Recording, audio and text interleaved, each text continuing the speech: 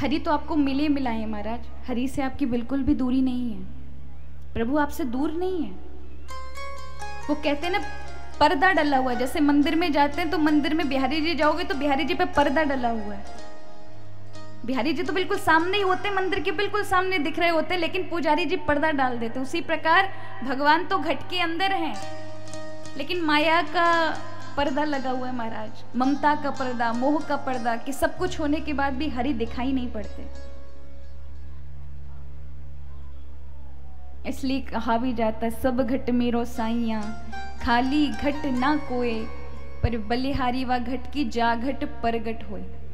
सबके हृदय में परमात्मा, जैसे इस पृथ्वी के नीचे जल है, सबको पता है। खोदोगे, हो सकता है 500 फीट पर मिले, 100 पे मिल जाए, 1000 पे मिले, 2000 पे मिले, पर मिलना जरूर है। सबको पता है कि इसके नीचे जल है, लेकिन उसके लिए खोदना पड़ेगा महाराज। उसी प्रकार सबके हृदय में भगवान है, पर अपनी ओर बढ़ना पड़ेगा। जैसे व्यक्ति सुबह कमाने के लिए जाता है तो उसे याद रहता है शाम को घर लौटना है, सबको याद रहता है ना। कोई कहीं भी जाए, सुबह कहीं भी निकले, रात्रि में आएगा ही आएगा घर, विश्राम उसे घर ही करना। उसी प्रकार इस मन को आप संसार में, पूरी दुनिया में कहीं लगाओ, लेकिन 1 घंटे के लिए लौट कर भी आओ। लौट कर आओ। लौट कर आना माने 1 घंटा, पूरे 24 घंटे में से 1 घंटा हरि के लिए, स्वयं के लिए निकालो, प्रभु के लिए नहीं, अपने लिए। ये जो ध्यान आदि, पूजा भजन, ये सब आपके लिए है। प्रभु को पूजा आदि करवाने की कोई जरूरत नहीं महाराज। वो रात दिन आपकी पूजा कर रहे हैं, हम सबकी पूजा कर रहे हैं। 5 मिनट की बत्ती और अगरबत्ती घुमा लेना और दीपक दिखा देना पूजा नहीं है। रात दिन ठाकुर जी आपकी पूजा करें। सूर्य सुबह उठते ही आपको दीपक लेके पूरे दिन आरती उतारते हैं, हाँ या नहीं? सांझ होते ही आपके लिए फिर चंद्रमा आ जाता है, ठाकुर जी बड़ी ज्योति लेके पूरी रात उतारते रहते हैं आपकी।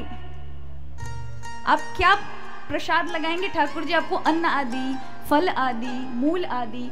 क्या अगरबत्ती का धुआं सुंघाएंगे? ये हवा चल रही है जिससे आप सांसें ले रहे हैं, वो रात दिन आपको घुमाए जा रहे हैं, जिससे आपके प्राणों की रक्षा हो रही है। हम क्या पूजा करेंगे? ये जो ध्यान है, ये जो कथाएं, ये सिर्फ हमारे लिए हैं। जैसे फोन होता है, एक मोबाइल को आप कब तक चला लेंगे?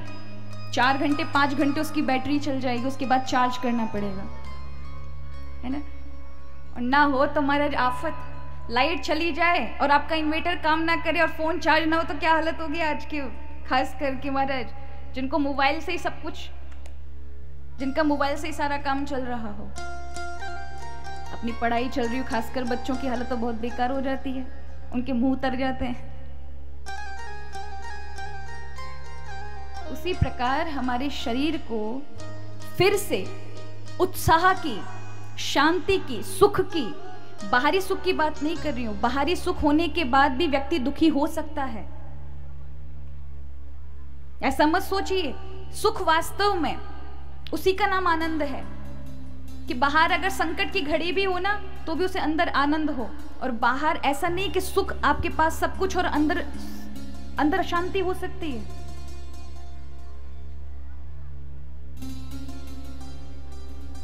दिखने में बाहरी सुख नजर आ रहे हैं लेकिन भीतर अशांति है, तो वो सुख नहीं है। और सच्चा सुख आप स्वतः अपने अंदर पाते हैं महाराज, स्वतः। किसी को जिससे सुख मांगने जो बाहर सुख है ही नहीं ना। भगवान कहते हैं आप सभी आनंद स्वरूप हैं। इसलिए भागवत में पहला ही महात्मा का श्लोक भगवान व्यास जी कहते हैं भगवान का रूप क्या है? बोले सक्षिदानंद रूपाय। और ब्रह्म सूत्र का 6वां सूत्र है आनंद अभ्यासतः।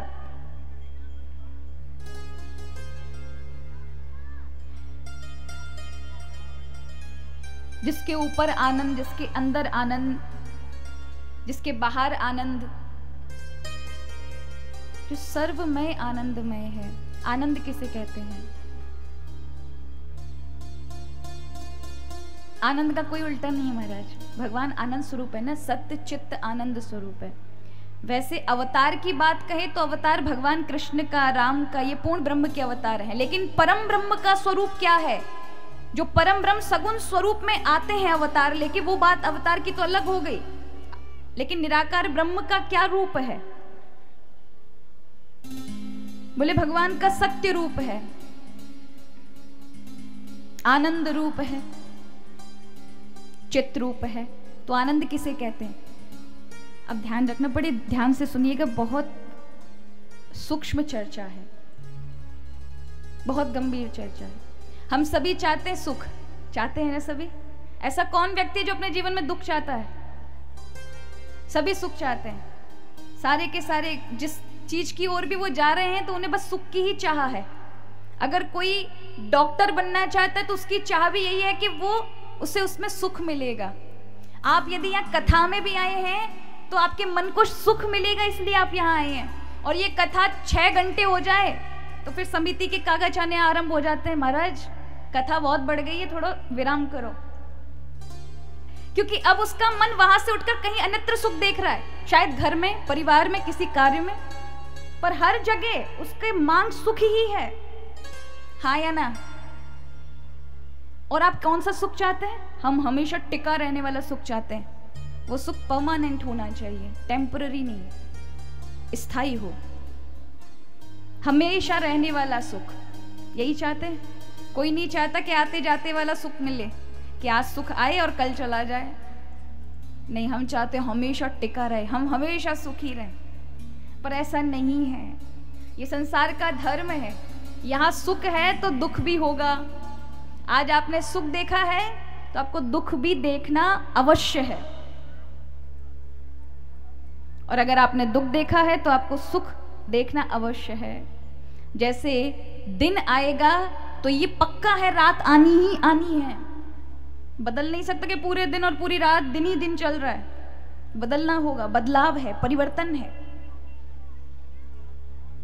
लेकिन हम जिस सुख की तलाश करते हैं वो सच में ये बाहरी सुख नहीं होता, वो हमारे अंदर वाला भीतर का जो आनंद है ना, हम उसकी तलाश करते हैं। हम वो सुख चाहते हैं जो हमेशा टिका रहे, जिसका कभी अंत ना हो।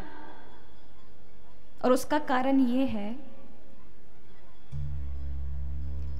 कि वो स्वयं परमात्मा जिसके हम अंश हैं, वो आनंद स्वरूप है, वो सुख स्वरूप है, समुद्र है सुख का। उसके हम अंश हैं तो उसके गुण हमारे अंदर हैं। इसलिए हम सुंदरता को देखकर हमारी आंखें ललायत हो जाती हैं, किसी सुख को देखकर हमारे इंद्रियां ललायत हो जाती हैं उसे भोगने के लिए।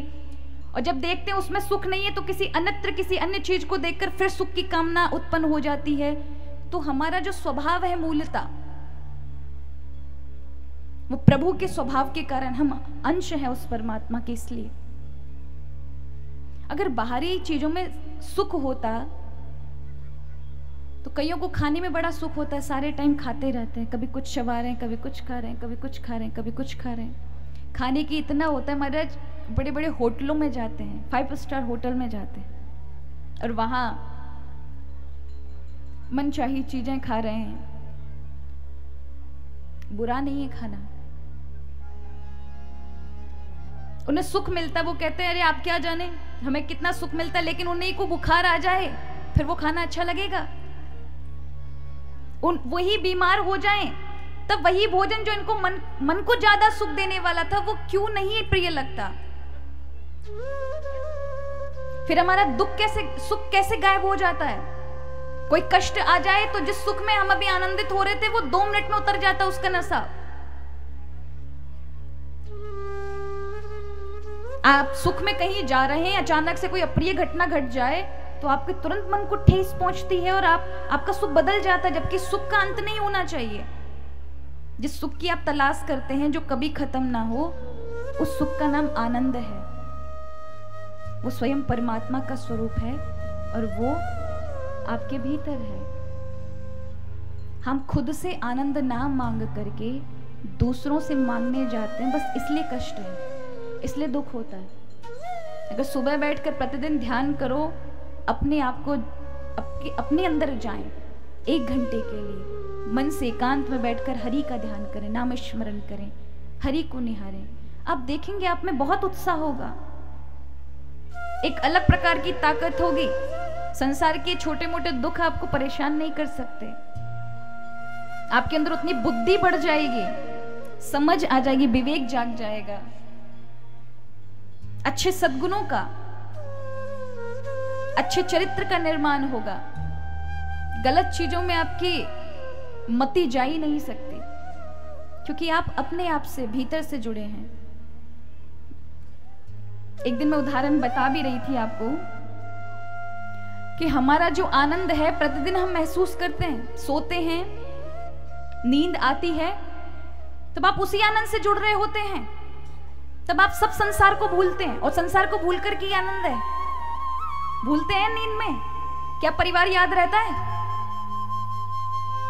बेटा बेटी, माता पिता, धन जायदाद, दुकान व्यापार, कुछ याद रहता है? नहीं रहता। छोड़ना पड़ेगा तभी नींद आएगी। कितने लोग हैं जिनको नहीं आती, वो गोली पे गोली लिए जा रहे हैं उस चैन को प्राप्त करने के लिए जो फ्री आपको मिलता है हर रात, उनको नहीं आती।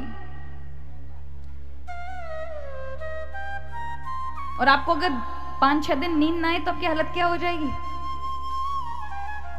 उससे चैन आता है, उससे ताजगी आती है। आप सुबह उठते हैं तो एक अलग उत्साह में, एक अलग शरीर तरोताजा होता है। लेकिन नींद ना लो 4-5 दिन, अभी जैसे ये कथा का आयोजन समिति जब करती है तो समिति वालों को नींद नहीं आती 10-10 दिन तक ना, उनकी हालत बड़ी खराब होती है। फिर वो इकट्ठा जब सोते हैं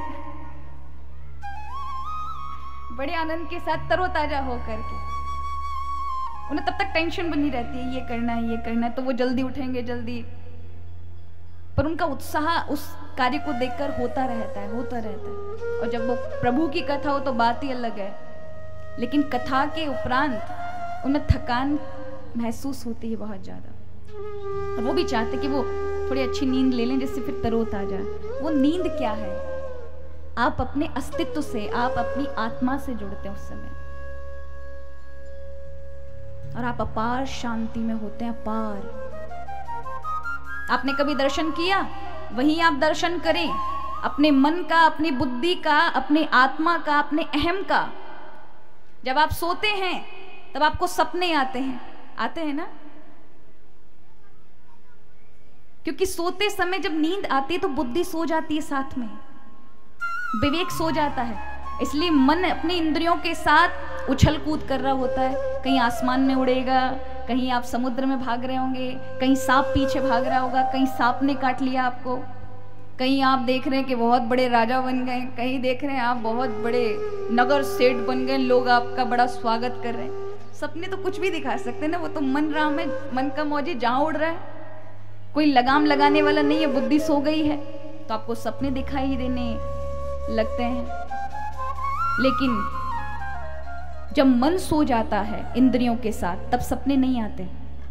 आपने महसूस किया होगा कि आपको निद्रा में आजकल स्वप्न नहीं दिखाई पड़ रहे।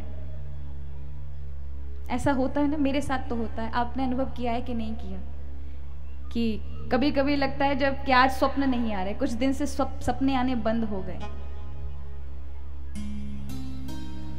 किया है कि नहीं किया? किस किसने किया है? अच्छा, आपने किया है। जोरदार ताली बजा दो भैया हमारे भाई के लिए। उसको लग रहा है कि उसने किया है दर्शन। आप में से किसने कभी तो अनुभव हुआ होगा ना कि सपने नहीं आ रहे मुझे आजकल? होता है कि नहीं होता है?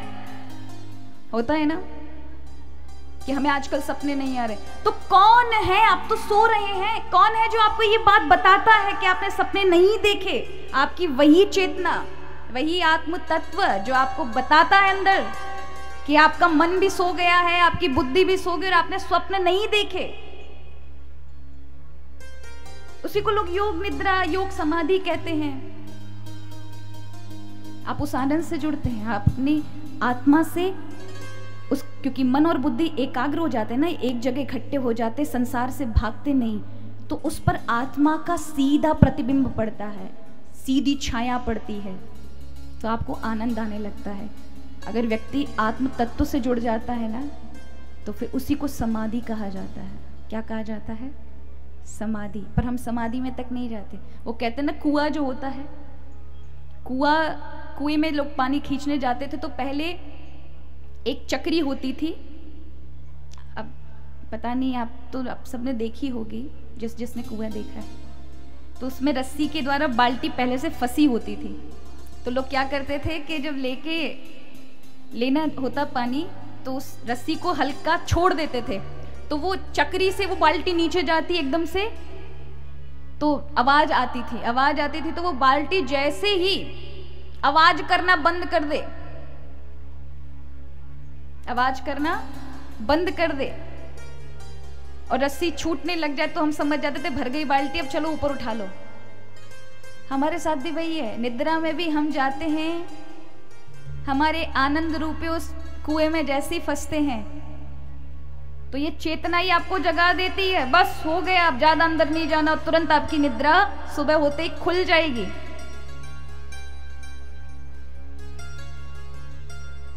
तो आप बताइए, आपको निद्रा में से कोई जगा दे, आप सो रहे हो, बहुत थके हो और अचानक आपको नींद लग गई, आप सब, फिर आपको दुख नहीं रहता, फिर आप नहीं रोते कि मेरा जायदाद बिक रही है, बड़े भाई ने छीन ली है, हम कोर्ट में जाकर के केस लड़ेंगे, सब भूल जाओगे। जो लड़ाइयाँ थी संसार की सब भूलोगे। भूलते हो कि नहीं भूलते हो, कि याद रहती है? नहीं। वहां कौन सा आपको जमीन मिल गई, कौन सा संबंध मिल गया जिसके लिए आप बेचैन थे, कौन सा धन मिला? नहीं, कुछ नहीं मिला, पर भीतर का आनंद मिल रहा है, इसलिए आप सो रहे हैं बड़े आनंद से। और किसी ने जगा दिया, भैया उठ जाओ, देख देख देख वहां से बारात निकल रही है, तो आप उसको डांटोगे, कमबख्त तूने मुझे क्यों जगाया, सोने देता मुझे, तुझे देखना तो तू देख लेता, अच्छी भली नींद से उठा दिया, कितनी अच्छी नींद आ रही थी। ऐसे ताने और सुनने को मिलेंगे महाराज, कौवे उठाई के देखी हूं। तो वो आनंद, मेरा सत्य चित्त आनंद रूप कोई कोई जाने रे, कबीरदास जी का। तो प्रभु वही हम आनंद, हमारा स्वरूप है ना, उसका अंश है, तो अंश के अंदर अंशी के गुण होते हैं, वो आनंद समुद्र है ना, इसलिए हमारी हर चीज में बस आनंद की खोज है।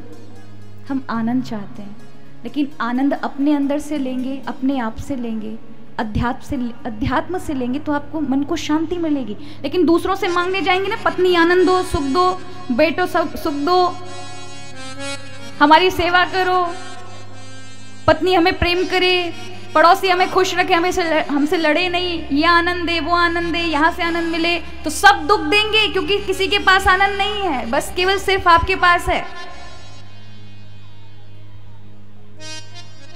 पर हम दुखी इसलिए होते हैं कि दूसरों से अपेक्षा करके बैठे होते हैं, दूसरे आनंद देंगे, किसी ने नहीं दिया तो आप दुखी हो जाएंगे, क्योंकि आपको किसी की आवश्यकता नहीं है महाराज।